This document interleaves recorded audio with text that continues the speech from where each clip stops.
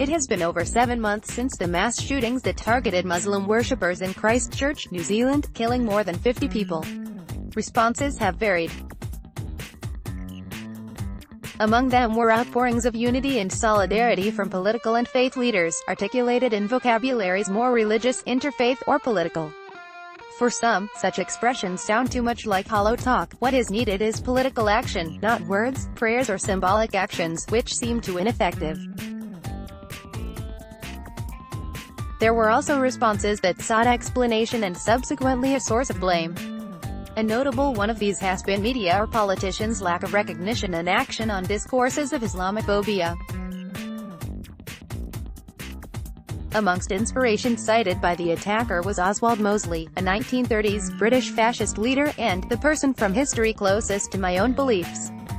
Britain has not faced a white supremacist attack of the same scale, but the fastest-growing terrorism threat is now coming from far-right ideologies, and in 2017-18 the De-Radicalization Program channel provided support to a near-equal proportion of those referred for right-wing extremism, 44%, as those referred for Islamist extremism, 45%. Furthermore, whereas overall trends of racism and religious discrimination may show decline, the trend for discrimination against Muslims shows the reverse. Words have shifted and there has been an increasing shift towards labeling far-right attacks that target Muslims as acts of terror. This is a welcome shift in that it can help loosen the apparent discursive and associational grip that terrorism has to Islam and Muslims. And it is on these symbolic and moral grounds that the additional terrorism charges brought against the Christchurch attacker become significant. Yet, this alone is unlikely to address deeper issues that pertain to Islamophobia as a form of discrimination. It is significant that Islamophobia is based on recognizing forms of cultural racism, where discrimination is based not on, or not only on, color racism, but perceived traits and characteristics that stem from a culture or cultural background. Indeed, in a recent study, a specifically religious strand has been identified as now inherent to Islamophobic discourse, that is, even when avoiding racial or cultural forms of discrimination, Islam as a faith is held to be scripturally deterministic and negativized along these lines. When it comes to action addressing Islamophobia on these terms, however, the British government has a recent history of demurring. While it has suspended party members for posting or endorsing Islamophobic material online, this falls short of the kind of investigation that has been called for by, for example, the conservative peer Baroness Sayeeda Warsi or the Muslim Council of Britain. Indeed, Boris Johnson, the current Prime Minister, has himself been repeatedly asked to account for comments he made in an article published in the Daily Telegraph in 2018 when he was Foreign Secretary.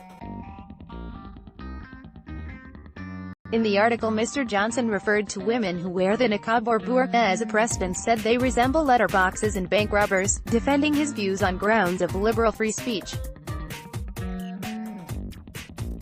Moreover, the government has also rejected calls to adopt the definition of Islamophobia proposed by the All-Party Parliamentary Group on British Muslims, which has been adopted by other major political parties. Doing so is seen as fundamental to addressing the kinds of discrimination that make such attacks more likely.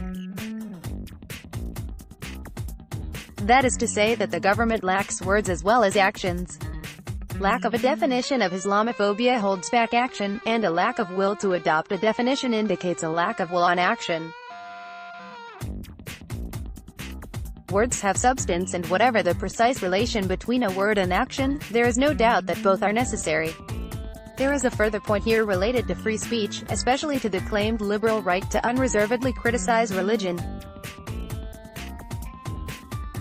This creates a curious position for religious minorities, not least because these views are in no way confined to right-wing politicians, commentators or journalists being found across the political spectrum. It is in no small measure because of the religious element in how Muslims are racialized that controversies in relation to Islamophobia arise. This is where apportioning blame across political divides simply will not do. It raises far more profound questions about the place of religious diversity in our societies and our responses to it.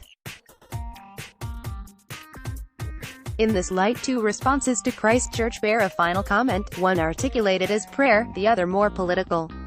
Joint prayers were held between faith groups and the Bishop of Christchurch, the RT Rev Peter Carrell. In offering support to the people of Christchurch and New Zealand's Muslims added, "We pray, too, for the shooter and their supporters, because for any person to do this, they must have such hatred in their hearts, such misalignment of the value of human life, that they, too, need our prayer," thus going beyond expressions of interfaith solidarity. This creates an interesting contrast with Jacinda Ardern's disavowal of the speaker as "one of us." While the New Zealand Prime Minister's sentiment is entirely understandable and even politically important, the Bishop says the harder moral sentiment when it comes to the relation between words and action, but perhaps needs our attention also. This project has received funding from the European Union's Horizon 2020 Research and Innovation Programme, under the Greece Project, grant number 7.